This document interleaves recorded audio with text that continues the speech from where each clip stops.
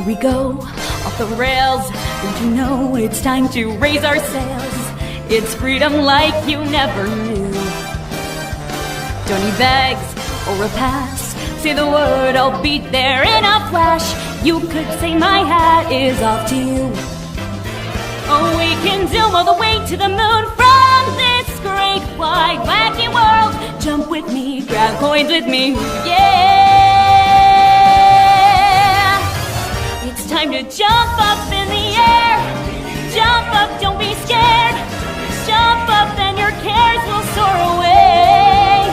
And if those dark clouds start to swirl, don't fear, don't shed a tear, 'cause I will be your one-up girl.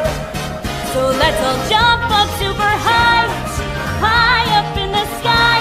There's no power up like dancing.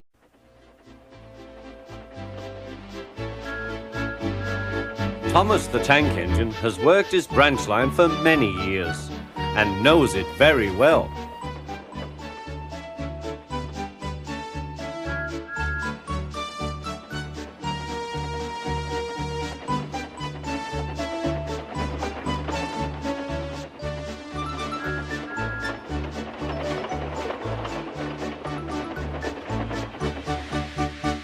You know just where to stop, Thomas, laughed his driver. You could almost manage it without me.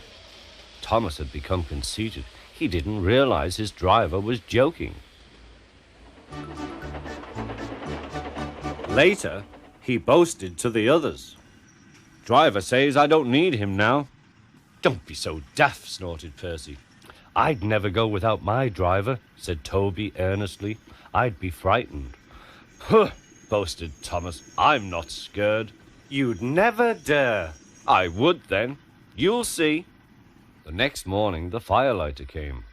Thomas drowsed comfortably as the warmth spread through his boiler.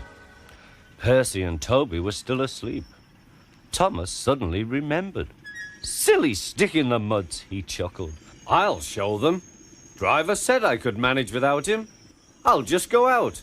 Then I'll stop and wheesh! That'll make them jump.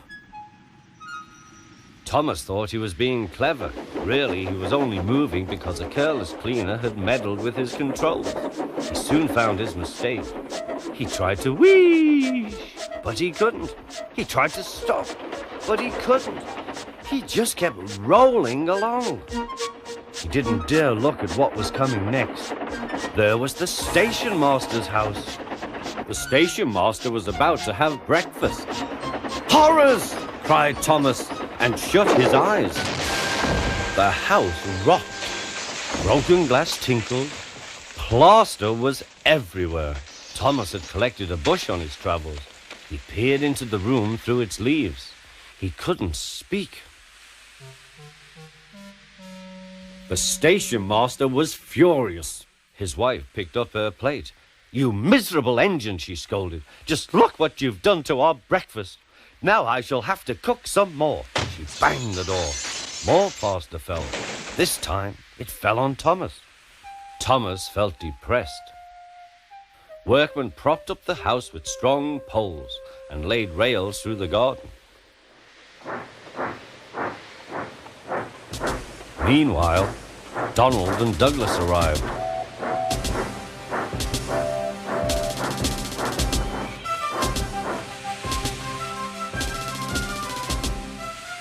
Don't fash yourself, Thomas.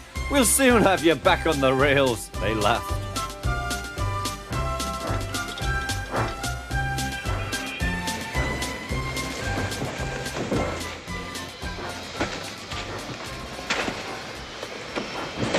Donald and Douglas, puffing hard, managed to haul Thomas back to safety.